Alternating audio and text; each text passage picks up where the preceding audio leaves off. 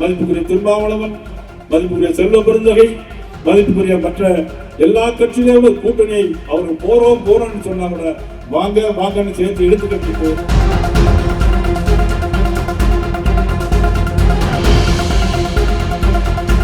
கலைஞர் முதலமைச்சராக இருக்கும்போது பாரதிய ஜனதா கட்சியோட கூட்டு வைத்தீர்களே, அப்பொழுதெல்லாம் உங்களுக்கு கசந்தா போய்விட்டது. பாரதிய ஜனதா கட்சி என்று சொன்னால் உங்களுக்கு ஏளனமாக தெரிகிறதா என்று கேட்டு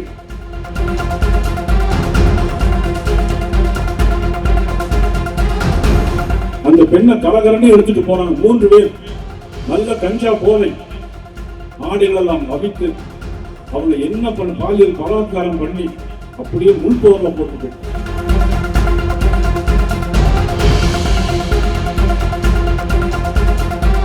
இதை பாதுகாக்க வேண்டியது யார்?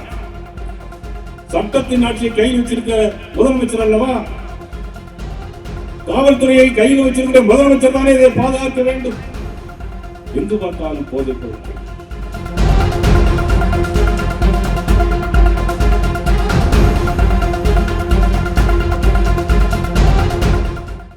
ஸ்டாலின் அவர்களுடைய ஆட்சியில் தான் நடக்கும். சரி, அது மட்டுமா? நான் ஏற்கனவே சொன்னேன், காவல்துறை SSIயே பாலியல் பலாத்கார ஸ்டேஷன் பண்ண நேற்று கோயம்புத்தூர் தான் உலகத்திலேயே சிறந்த நாடு தமிழ்நாடு. தமிழ்நாட்டிலே சிறந்த பெண்களுக்கு பாதுகாப்பான ஒரு இடம் கோயம்புத்தூர். அந்த கோயம்புத்தூர்ல இரவு 11 மணிக்கு ஐடில வேலை பார்க்கிற ஒரு ஆணும் பெண்ணும் பேசிட்டு இருக்கிறாங்க. பேசிட்டு இருக்கும்போது 3 பேர் ஏற்கனவே திருட்டு மொபைல் எடுத்துட்டு வராங்க, திருடிட்டு வராங்க. அருவாளை வச்சு அந்த ஆண் மேல தலையில வெட்டுறாங்க, மயங்கி கீழே வர்றாரு. அந்த பெண்ணை கலகரன்னு எடுத்துட்டு போறாங்க. 3 பேர் நல்ல கஞ்சா போதை ஆடைகளெல்லாம் வகித்து அவங்களை என்ன பண்ண பாலியல் பலாத்காரம் பண்ணி அப்படியே முன்போர்ல போட்டு போயிட்டாங்க. அதற்கு பிறகு போலீஸ் பையன் பேசுறான், போன்ல எடுத்து பேசினோன்னு போலீஸ் 11 மணிக்கு வர்றாங்க. 11 மணிக்கு வந்து எல்லா இடத்திலும் தேடி பார்த்தாங்க, அந்த பெண்ணை எங்கேயுமே காணல.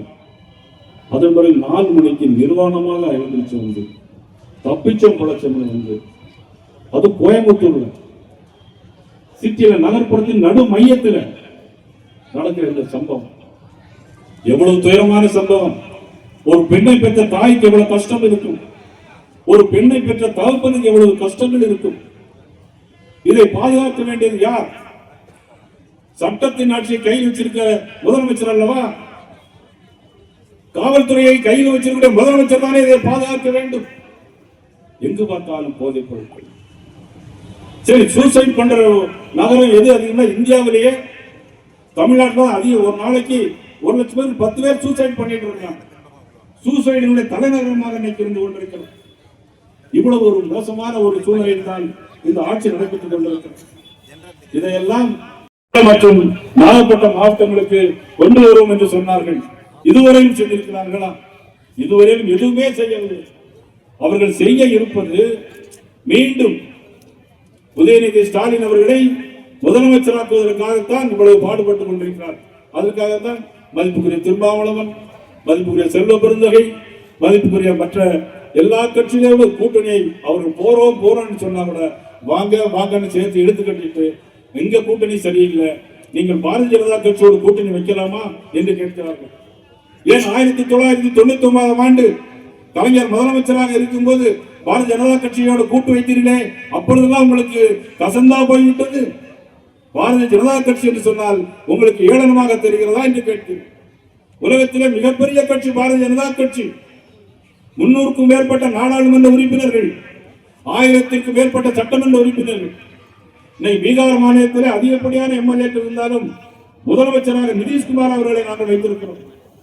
அதே போலதான் எவ்வளவு பெரிய கட்சியாக இருந்தாலும் அனைத்து இந்திய அண்ணா திராவிட முன்னேற்ற கழகம் தமிழகத்தில் அண்ணன் எடப்பாடி அவர்களை முதலமைச்சராக்குவதற்கு தேசிய ஜனநாயக கூட்டணி நாங்கள் இன்றைக்கு சபதம் ஏற்றிருக்கிறோம். எங்களுக்கு தேவையெல்லாம் தமிழகத்தில் திராவிட முன்னேற்ற கழக அரசு வீட்டுக்கு அனுப்பப்பட வேண்டும்.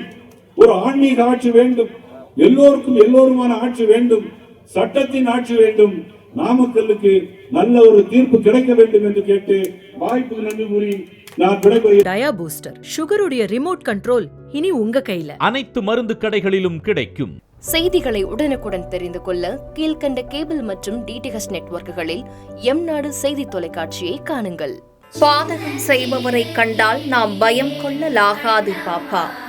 மோதி மிதித்துவிடு பாப்பா, அவர் முகத்தில் உமிழ்ந்துவிடு பாப்பா. அண்மை செய்திகளை உடனுக்குடன் தெரிந்து கொள்ள இணைந்திருங்கள் எம்நாடு தொலைக்காட்சியுடன்.